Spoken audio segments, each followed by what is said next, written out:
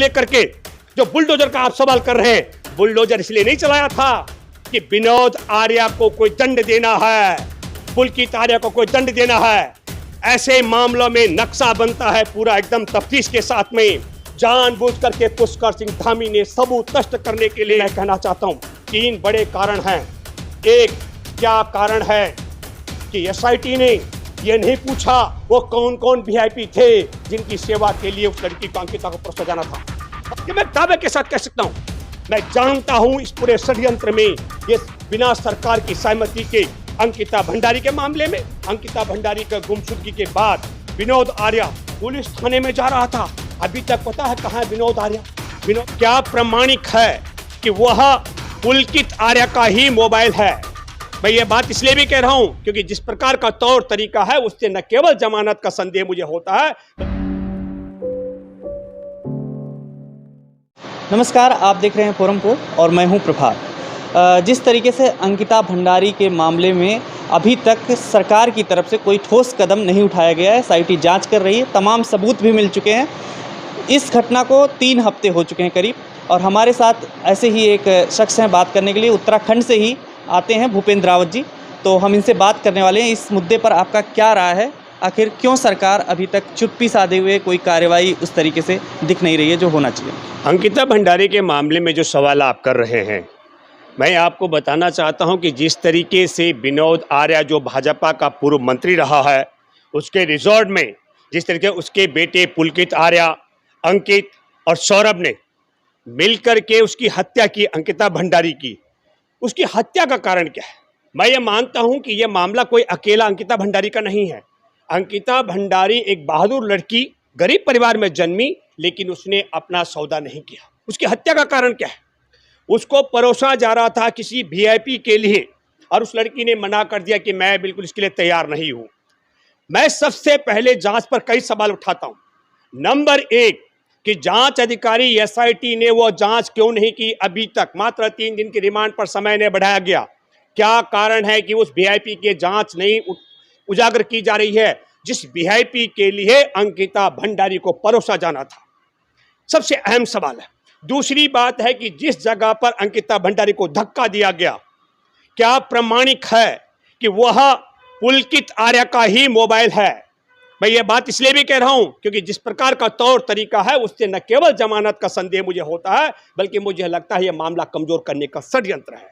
और जब ये अंकिता भंडारी और विनोद आर्या जो मंत्री है उसके रिजॉर्ट में उसका बेटा जो चला था पुलकित आर्या, ये अकेला वैश्यवृत्ति का धंधा नहीं है। मिनी थाईलैंड में कन्वर्ट कर रही है भाजपा सरकार उत्तराखंड को, और अंकिता भंडारी ने विरोध किया। ऐसी कौन कौन सी लड़कियां होंगी जो विरोध नहीं कर पा रही होंगी, और अब कैसे करेंगी जब उनके सामने अंकिता भंडारी एक उदाहरण है। लेकिन यह पहला मामला भाजपा शासन में नहीं है। मैं सिलसिलेवार गिनती कराना चाहता हूं, और तब मैं अंकिता भंडारी का मामला भी क्या है सब लोगों के जहन में आना चाहिए। जिस दिन कठुआ में 8 साल की गुर्जर परिवार की मासूम बच्ची के साथ 10 जनवरी 2019 का उसका अपहरण किया गया था और उसको मंदिर में रख करके उसके साथ गैंग रेप किया गया था, आप समझ लिए, और फिर उसकी हत्या कर दी गई थी। मैं 2018 का जिक्र कर रहा हूं, गलती से 19 बोला। तब उसके पक्ष में आप सब लोगों ने देखा भारतीय जनता पार्टी के तब जम्मू कश्मीर सरकार में मंत्री हमारे देश का तिरंगा का अपमान करके तिरंगा यात्रा निकाले उस बलात्कारियों के पक्ष में और उस पीड़िता के खिलाफ। तो नारी का भी अपमान, बच्ची का भी अपमान, देश की बेटी का अपमान करने वाले, तिरंगा का अपमान करने वाले भाजपाई, वो इस सरकार में बैठे लोग। मैं दूसरा जिक्र करना चाहता हूं, अभी 15 अगस्त को अपमानित किया है देश की, 15 अगस्त 75वीं वर्षगांठ को अपमानित किया गया हमारे देश की बिल्किस बानो, जिसके साथ में गैंग रेप हुआ, जिसकी 3.5 साल की मासूम बच्ची की हत्या कर दी गई थी। उसकी मां और उसके परिवार के 2 और महिलाओं के साथ में गैंग रेप करके उनकी हत्या कर दी गई थी। और ठीक 15 अगस्त को अपमानित करने के लिए बिल्किस बानो के बलात्कारी, गैंग रेप करने हत्यारों को, दंगाइयों को रिहा किया गया। ये हमारे देश में 15 अगस्त का भी अपमान है। कई लोग खुश हो रहे थे उस समय कि कोई बात नहीं, मुस्लिम परिवार में जन्मी है। मैं उन लोगों के लिए कहना चाहता हूं कि इसी प्रकार की घटना 4 जून 2017 को जो नाबालिग लड़की थी, उन्नाव का मैं जिक्र कर रहा हूं, भाजपा का विधायक के अपना सेंगर, कुलदीप सेंगर, उसने बलात्कार किया आपको बताना चाहता हूं, अदालत का दरवाजा खटखटाया, उस पीड़िता ने 17 जून को, और 17 जून में कोर्ट के आदेश के बावजूद कुलदीप सेंगर का नाम उसमें शामिल नहीं किया गया। जिस महिला ने उसको फंसाया था उसका नाम शामिल नहीं किया गया। उसके बाद आप सब लोगों को मालूम है 3 अप्रैल 2018 को पीड़िता का पिता दिल्ली से जाता है वापस, और किस तरीके से कुलदीप सेंगर का भाई और गुंडे उसे पीट पीट करके और उसके बाद उस पर झूठा मुकदमा बना देते हैं। वह लड़की 8 अप्रैल को योगी आदित्यनाथ, 18 का मैं जिक्र कर रहा हूं, बलात्कार पीड़िता 17 की, और क्योंकि बलात्कारी कुलदीप सेंगर था विधायक भाजपा का, उसको बचाने के लिए योगी सरकार ने मुकदमा दर्ज होने के बाद उसका नाम दर्ज नहीं किया गया था। तब 2018 में 8 अप्रैल को पीड़िता ने आत्मदाह का प्रयास किया था योगी आदित्यनाथ के आवास पर, और तब जाकर यह मामला सुर्खियों में आया। लेकिन 9 अप्रैल को पीड़िता के पिता की हत्या हो चुकी थी, जो मारा गया था पहले से, जेल में उसकी लाश निकली। यह मामला ये हिंदू मुसलमान का मामला नहीं, यह महिलाओं के सम्मान का मामला है। हाथरस की बेटी 14 सितंबर 2020 को कोरोना काल में गैंगरेप की शिकार, उसकी जुबान काटी गई, उसकी कमर तोड़ी गई, और तब एडीजे प्रशांत कुमार ने कहा कि बलात्कार नहीं हुआ। क्यों नहीं? ऐसे अधिकारी को कुर्सी से हटा करके, पद से हटाकर गिरफ्तार करके जेल में डाला जाना चाहिए। और आज वो परिवार हिरासत में है, संगीनों के साए में, 3 कमरे हैं, उनमें टहलता है पूरा परिवार, संगीनों के साए में जी रहा है। महर्षि वाल्मीकि, रामायण के रचनाकार, राम के अनुयायी अपने को बताने वाले ये नालायक लोग हैं, और राम के नाम पर चंदा करने वाले चिन्मयानंद पर बलात्कार का मुकदमा 2011 का, और 2018 में योगी आदित्यनाथ अपने धर्म बाप चिन्मयानंद पर दर्ज एफआईआर मुकदमा बलात्कार का वापस ले रहा था। वो पीड़िता अभी वो अदालत के शरण में गई है। इसलिए मैं आपको बताना चाहता हूं आपके माध्यम से, मुझे नहीं पता कि देश की बाकी लड़कियों पर क्या प्रभाव पड़ने वाला है, लेकिन भाजपा के पूर्व मंत्री विनोद आर्या के रिजॉर्ट में अंकिता भंडारी की हत्या और उसको वेश्यावृत्ति के लिए विवश करने का जो षड्यंत्र था, उसने उत्तराखंड की बेटियों का विकास और तरक्की रोक दी है। अब लोग डर रहे हैं अपनी बेटियों को कहीं रोजगार के लिए। लड़के प्रतिभाशाली हैं, लड़के लड़कों में कोई अंतर हम नहीं मानते हैं, लेकिन माएँ डरने लग गई हैं। कहीं अंकिता भंडारी की तरह कोई मेरी बेटी को ब्लैकमेल न करे, और मेरी बेटी ब्लैकमेल होगी तो क्या होगा, और ब्लैकमेल नहीं होगी तो अंकिता भंडारी की तरह उसकी हत्या कर दी जाएगी, तब क्या होगा। इसलिए मैं यह मानता हूं कि मिनी थाईलैंड के रूप में कन्वर्ट कर रही है भाजपा शासन, उत्तराखंड को वैश्यावृत्ति के अड्डे बना रही है, और वैश्यावृत्ति के अड्डे में चलाने वाले भाजपाई नेता हैं। यह जांच होनी चाहिए वो कौन कौन वीआईपी हैं जो इनके अय्याशी के अड्डों में वैश्यावृत्ति में शामिल। मैं सुनिए, मैं आ रहा हूं, मैं कह रहा हूं उसके लेकर के जो बुलडोजर का आप सवाल कर रहे हैं, बुलडोजर इसलिए नहीं चलाया था कि विनोद आर्या को कोई दंड देना है, पुलकित आर्या को कोई दंड देना है। ऐसे मामलों में नक्शा बनता है पूरा एकदम तफ्तीश के साथ में। जानबूझ करके पुष्कर सिंह धामी ने सबूत नष्ट करने के लिए कौन कौन वीआईपी का मतलब उत्तराखंड सरकार में कौन कौन मंत्री वहां अय्याशी के लिए जाते थे, कौन कौन केंद्र से मंत्री वहां अय्याशी के लिए जाते थे, कौन कौन भाजपा के बड़े नेता नौकरशाह उद्यमी अय्याशी के लिए वहां जाते थे, उन सारे सबूतों को नष्ट करने के लिए योजनाबद्ध तरीके से षड्यंत्र के तहत वहां पर उस रिजॉर्ट को तोड़ा गया है। ये मैं दावे के साथ कह सकता हूं। मैं जानता हूं इस पूरे षड्यंत्र में ये बिना सरकार की सहमति के अंकिता भंडारी के मामले में, अंकिता भंडारी का गुमशुदगी के बाद विनोद आर्या पुलिस थाने में जा रहा था। अभी तक पता है कहां है विनोद आर्या, विनोद आर्या का बेटा कहां है, कोई तफ्तीश नहीं हो रही है। इसलिए मैं कहना चाहता हूं 3 बड़े कारण हैं। एक, क्या कारण है कि एसआईटी ने यह नहीं पूछा वो कौन कौन वीआईपी थे जिनकी सेवा के लिए उस लड़की को अंकिता को परोसा जाना था, और वो कौन कौन वीआईपी थे जो इससे पहले वहां अय्याशी के लिए पहुंचे हैं, और ऐसे और कितने अड्डे हैं अय्याशी के उत्तराखंड में। मैं तो आपको बताता हूं, कई लोगों ने, मैं देश भर का आपको पता हूं, देश के तमाम आंदोलन जुड़ा हुआ व्यक्ति हूं। अब लोग कहने लग गए हैं कि भाजपा उत्तराखंड को थाईलैंड बनाने लग गई है।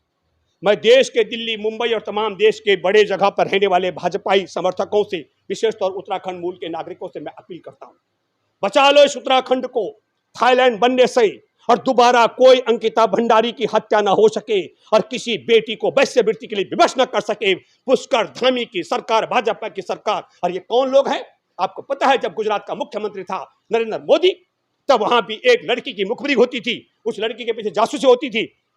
दिल्ली के जो मंत्री अभी कपिल मिश्रा, भाजपा का बड़ा नेता आज की तारीख में है, उसने दिल्ली विधानसभा में पूरी पोल खोल की थी। तो मैं ये कहना चाहता हूं आपके माध्यम से, बिल्कुल 3 बड़ी बातें हैं। भाजपाई देश की आजादी की जंग में गौरव की मुखबिरी करने वाले, जो इनका आदर्श है, क्या नाम है उसका, कायर सावरकर, वो तो मासिक वेतन लेता था।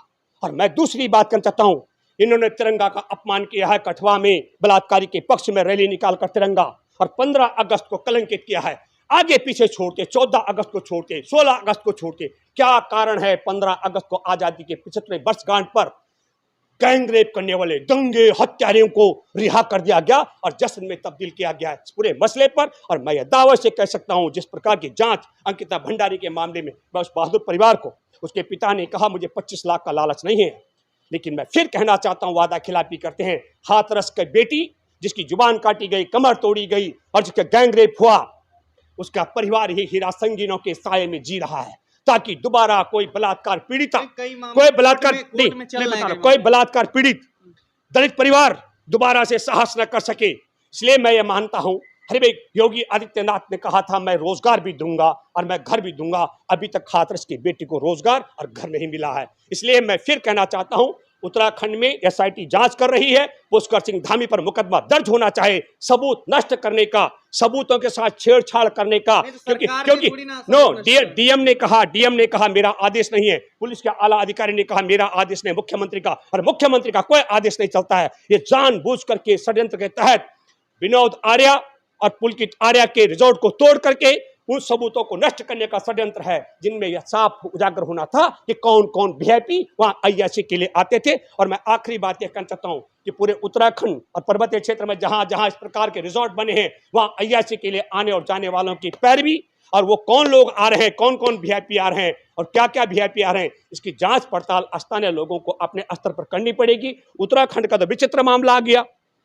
पहले पुलिस वसूली करती थी, अभी सुना 4 विभाग रिजॉर्ट में वसूली करने जा रहे हैं। सब अपना थैला तो भर रहे हैं, लेकिन क्यों तोड़ा पुष्कर सिंह धामी ने, क्यों तोड़वाया उस रिजॉर्ट को, सबूत क्यों नष्ट कराए, इस पर सवाल नहीं खड़े हो रहे हैं। और मैं फिर आपके माध्यम से कहना चाहता हूं, हमारे देश में महिलाओं का अपमान करने वाले, हमारे देश की बेटियों का साथ बलात्कार करने वालों को बचाने वाले, देश के तिरंगा का अपमान करने वाले और देश के 15 अगस्त आजादी के पर्व का अपमान करने वाले दुराचारियों की सरकार देश में कायम है। सरकार की तरफ से कहा जाता है, मोदी सरकार की ओर से, कि कुछ लोग राजनीति करते हैं बेटियों के नाम पे। कौन राजनीति? हम करते हैं राजनीति, ये करते हैं बलात्कारियों के नाम पर। चिन्मयानंद पर यह बलात्कार का मुकदमा दर्ज, उसका मुकदमा वापस लेने वाला योगी आदित्यनाथ 2018 प्रस्ताव लाया। ये कहते हैं आसाराम बलात्कार का मुकदमा दर्ज होने पर उमा भारती और बाबा रामदेव सड़क पर उतरे और बोले को बलात्कार नहीं कर सकता है। और योगी, मैं मोदी की बात कर रहा हूं, मोदी ने कहा बापू नहीं होते, मैं गुमनाम मर जाता। बापू मतलब उसी बलात्कारी आसाराम के लिए कहा गया। आसाराम पर फैसला सुनाने वाले जज ने कहा मैं यह चाहता हूं ये कभी जीवन में बाहर न आए। जिसके लिए जज ने यह कहा कि जीवन में कभी बाहर नहीं आना चाहिए, उसको बापू बताने वाला हमसे अगर कहेगा कि हम राजनीति करें, हाँ, हम अपने बेटियों के सम्मान के लिए, हम अपने मैं फिर कहना चाहता हूं, 2 बहादुर बेटियां हुई, एक अंकिता भंडारी जो इनके भय और पैसे के आगे नहीं झुकी, और दूसरी बहादुर बेटी हुई उन्नाव की, जिस बेटी ने सैया पर पड़ी हुई है लेकिन वो भयभीत नहीं है, मैं आपको बताना चाहता हूं। और तीसरी बेटी जिसकी जुबान काटी गई, जिसकी कमर की हड्डी तोड़ी गई, जुबान इसलिए काटी गई कि जुबान निकालने वाली थी, वो भाग सकती थी, कमर की हड्डी तोड़ के गैंगरेप किया गया। हाथरस की बेटी बहुत बहादुरी के साथ की। और मैं ये कहना चाहता हूं, बिल्किस बानो भी देश की बहुत बहादुर बेटी है, जिसने अपनों को खोया, अपनी माँ और अपने साथ सबके साथ में गैंगरेप होते हुए भी अपनी मासूम बेटी की हत्या के बावजूद आज भी खड़ी है। एसआईटी रिपोर्ट में 2 धाराएं और जोड़ दी गई हैं हत्या के बाद। अब जिस तरीके से उनको धकेला जा रहा था, उस तरीके से मेहमान गेस्ट की उसके लिए, सर्विस के लिए, तो आपको लगता है एसआईटी अब सही दिशा में काम कर रही है? नहीं, मैं फिर कहना चाहता हूँ, एसआईटी पर मेरा सबसे पहला बड़ा सवाल है, एसआईटी ये जांच क्यों नहीं कर रहे, वो वीआईपी कौन था जिसके लिए अंकिता भंडारी को परोसा जाना था? वो वीआईपी कौन थे जो पहले से वहां अय्याशी के लिए पहुंचते थे? वो वीआईपी कौन है जो उत्तराखंड में इनके रिजॉर्ट में जाकर के अय्याशी करते हैं? जब तक उन वीआईपीओ के नाम उजागर नहीं होंगे, तब तक आपको मालूम है उसके लाश नहीं मिलती तो यह मामला रफा दफा होने वाला था।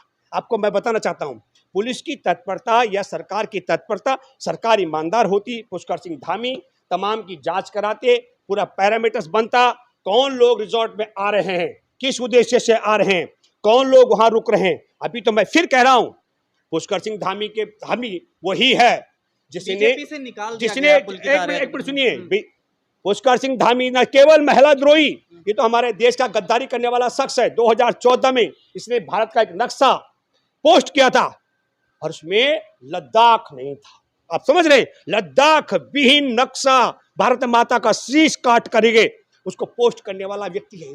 इसने जानबूझ करके षड्यंत्र के तहत, मैं फिर कह रहा हूं, सबूतों को नष्ट करने के लिए विनोद आर्या के रिजॉर्ट पर बुलडोजर चलाया है। पुलकित आर्या के पिता कह रहे हैं कोर्ट से न्याय मिल जाएगा। किस बात का न्याय मिलेगा? कौन सा न्याय? पुलकित आर्या ने हत्या की, ये जानता है वो। मुझे लग रहा है, मैं जांच में यही तो कह रहा हूं, एक तो क्या कारण है कि पुलिस ने रिमांड का समय नहीं बढ़ाया, पुलिस ने ये नहीं पूछा वो कौन वीआईपी है, पुलिस ने ये तफ्तीश पूरी तरीके से नहीं की कि जो वहां मोबाइल गिरा हुआ था, जहां धक्का दिया गया अंकिता भंडारी को, वो इन्हीं का है कि इसका है कि किसका है।